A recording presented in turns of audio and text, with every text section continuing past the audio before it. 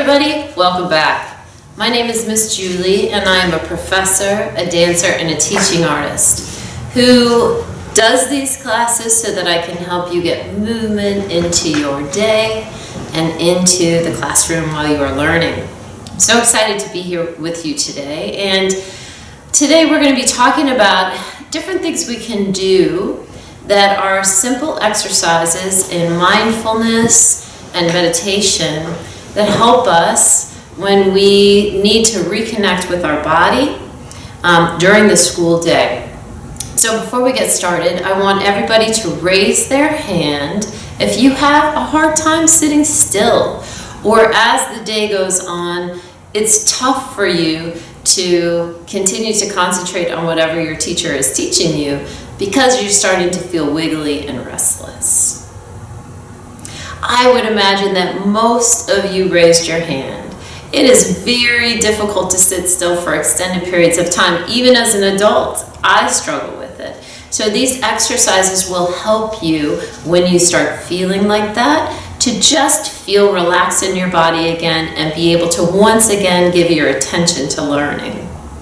I want you to raise your hand if you have a tough time with handling big feelings. Fantastic. You know, most people do. At least one emotion is a little bit tough for them to manage. And feelings are good things. We are supposed to have feelings, and we're supposed to pay attention to them and create space for them and sit with them. They are great teachers in our lives and nothing to be ashamed of. But in school, sometimes it's not the time or place to have big emotions because it's going to distract you from whatever task is at hand. So we are going to be doing some things that just help you to regulate or feel in control of your feelings during the school day when it's not the time or place to express those or let them distract you while you're learning. So without further ado, let's jump into these things. Your teacher can use these anytime they might want to. You can also do these at home. All of these ideas come from a fantastic book called Breathing Like a Bear. And if you like what we do today, I encourage you to check that out from the library and look at all the other fantastic exercises and ideas the author shares with you. There's some really great stuff that I just won't be able to cover in this one class. Okay, we're going to start out with something that's called balloon breathing. Balloon breathing is a fantastic thing to do if you need to calm down or the exact opposite, re-energize. And everything has to do with when you accent your exhale. You can also set any kind of movement to this. You just want to make it look like you are expanding and contracting like a balloon. But I encourage you to do what I do today, but then come up with some creative gestures of your own that might represent the balloon expanding and contracting. I also want to encourage you in all these breathing exercises that as much as you can to inhale through your nose and exhale through your mouth. Okay, here we go. So when you need to get more energy, you exhale in a staccato or accented way. We're going to inhale nice and smooth and do this with our arms for 4 counts in through our nose, and then exhale for 4 counts in a staccato way. And that generates more energy in your body and helps you to be ready to learn and awake. Here we go. We do everything 4 times, by the way, because we are actually altering our bodies. We are really changing how much oxygen is in our blood and how much energy we have. So by doing it 4 times, at least, sometimes 8, it does the trick. Here we go, breathing in and exhale, and in and exhale, in, exhale, in. Really fill yourself up, exhale. I don't know if you can hear my chickens. They're right there.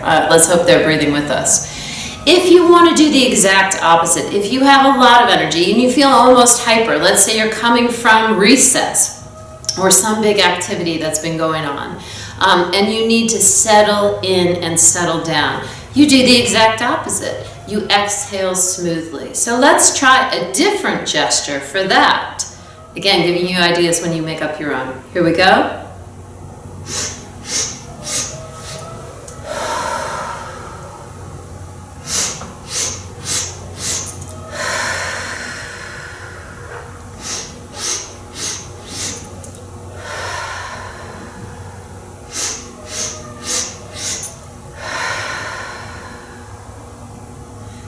Excellent.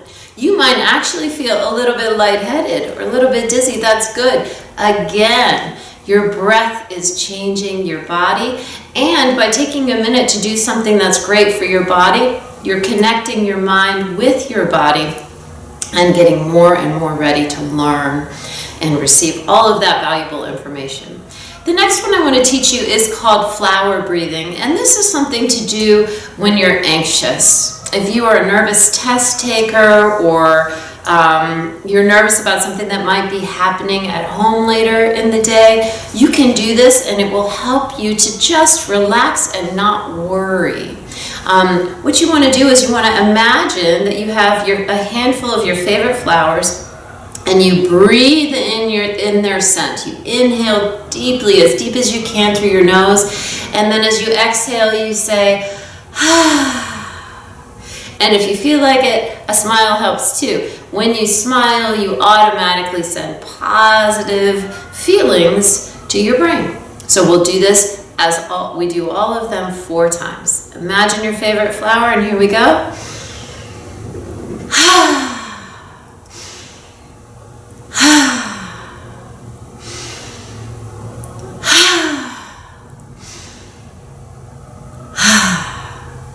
Fantastic.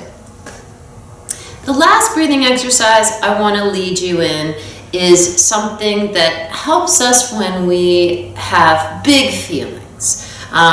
If you're the kind of person that goes from being upset to really upset, scared to really scared, even excited to really excited, and you need to just settle it down a little bit for whatever reason, candle breathing helps you do that. It actually changes your nervous system. So it gives a signal to your body that it needs to relax. What you want to do is imagine that you're holding a candle. You take a deep breath in and you exhale very smoothly and until you have no breath left in your lungs. And imagine that you're making the flame of that candle wiggle, but you do not want to blow it out. So it's a gentle, steady, smooth exhale, okay? And then we'll do a 5th inhale and pretend to blow it out at the end because it's just too fun to pass up. Here we go. Imagine your candle, and we take a big breath in, and slowly make that flame move, but don't blow it out.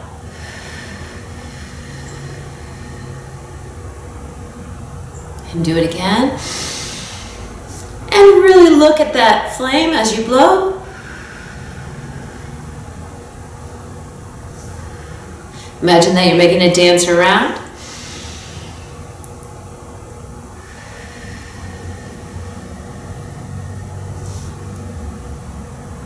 Go until you have no breath left. One more time.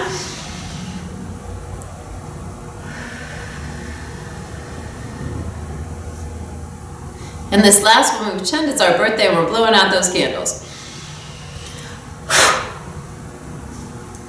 Excellent. Okay, before we finish up today, I want to give you a few stretches that are really easy to do and help you feel great. They can be done at your desk. They can be done sitting in your spot on the carpet. They can also be done just in the car if you're feeling stiff or you're getting close to where you're going, you need to wake up or relax. The first one is called the cat stretch, and I want you to interlace your fingertips and put them right up against your sternum, right here. And we breathe in through the nose, and as we exhale, just watch me do this, and then I'll have you try it with me. You're going to pull those hands forward, and at the same time, you're going to pull your upper back away from your hands. Relax your head and let your shoulders come up. And then come back in as you inhale. And then pull back out again. Yes, we'll do this 4 times. Here we go. Breathe in. And cat stretch. And breathe in. And cat stretch. And breathe in. And stretch, big stretch. Imagine that cat arching its back. And last time, breathe in. And stretch. Let those shoulders come way up next to your ears. And breathe in. And then shake it out. Good. And the last thing we're going to do is what is called the giraffe stretch, and it's just stretching your neck on both sides. I'll show you how to add your arm in if you'd like to, if you want to increase the stretch, but there is a nerve that runs right down the middle of our bodies called the vagus nerve. Go ahead and say that, the vagus nerve. And it is responsible for maintaining a sense of well-being in our body. And when we stretch our head to the side and slightly tip our chin up while we do it, we actually stretch and address that nerve. So we're going to go ahead and take our head over to the side. You can choose which side you want to go to. Try to keep your shoulders level and down. And then very gently roll your head forward and take it to the other side. For most of us, one side is a little bit tighter than the other. And take it back through the center and stretch and tip your chin slightly up. You'll feel the stretch right here. Should feel good. Down and stretch. And you're moving slowly and smoothly as you do this. Down and stretch. And then for the last 2, I'm just going to add the arm. You just shoot it up like an arrow.